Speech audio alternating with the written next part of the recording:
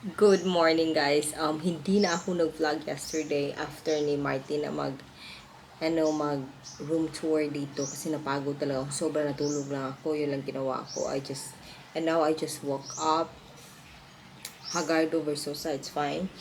Nasa, anong tawag ng resort na ito? Garden Village Resort kami. Mas mura to kaysa sa Loves.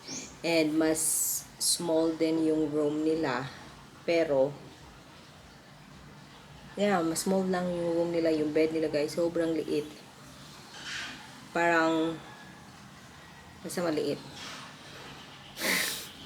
Halos hindi kami kasya ni Martin kasi malaki din naman yung asawa ko. But anyway, it's fine, it's clean. Kita nyo yan, daming mga plants. That area there, maybe hindi nyo kita, is the swimming pool. Nag-swimming kami kagabi. And, okay naman siya dito. Kaya lang, yung wifi nila is it's only working in the restaurant, wala dito sa room. May wifi naman pero hindi talaga makakonect guys. Nakakainis. So yun, so mahirapan din ako mag-upload, so I think I'm gonna start uploading video na pag nandun na kami sa city, and that's gonna be tomorrow.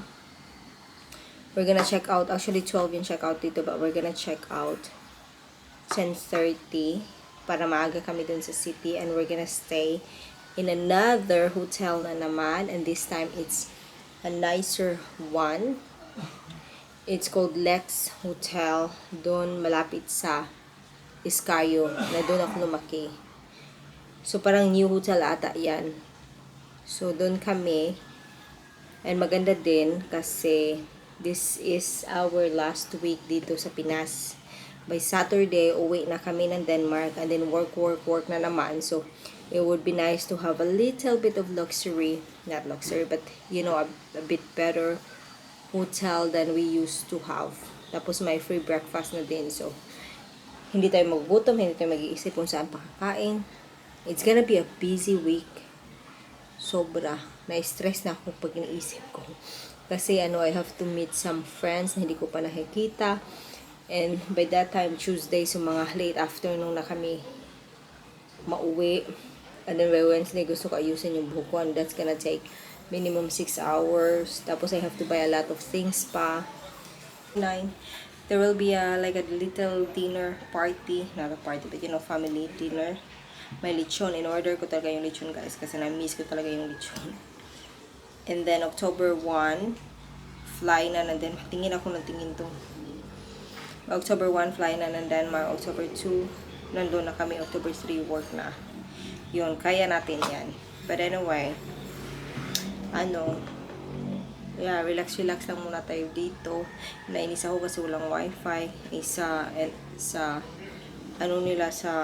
website nila, sabi pa naman nila, they get the best wifi in Malboal. Tapos wala pala. Kailangan mo pa pumunta sa restaurant nila. So, yun. Update ko na lang kayo later on. Baka next vlog would be nasa... Can you miss what you never have known? And can you ache for a place that was never your home?